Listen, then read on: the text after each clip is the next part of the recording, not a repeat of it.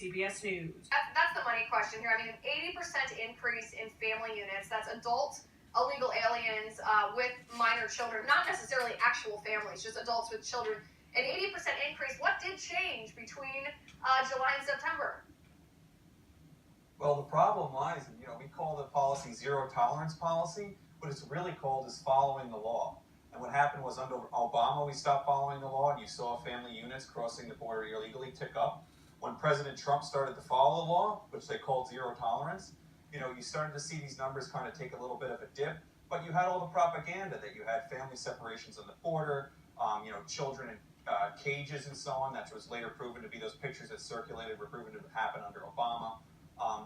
But what we saw was President Trump kind of caved to that rhetoric and start to, the policy of catch and release again. And now you've incentivized people from Honduras, Colombia, this large caravan to come back and try it again. I mean, they know if they bring their family unit here, they will be able to stay.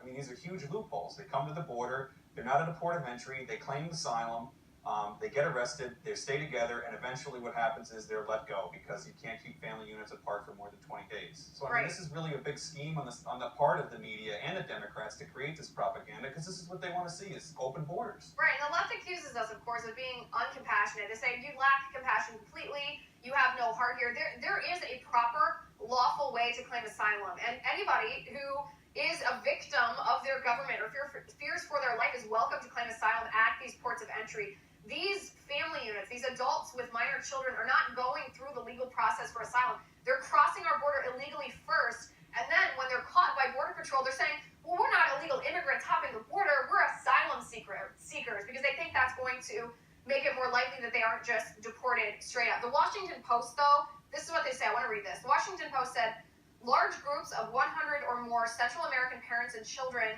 have been crossing the Rio Grande and the deserts of Arizona to turn themselves in. And after citing a fear of return, the families are typically assigned a court date and released from custody. That's released into the United States. That literally is textbook catch and release. That's what we saw under Obama.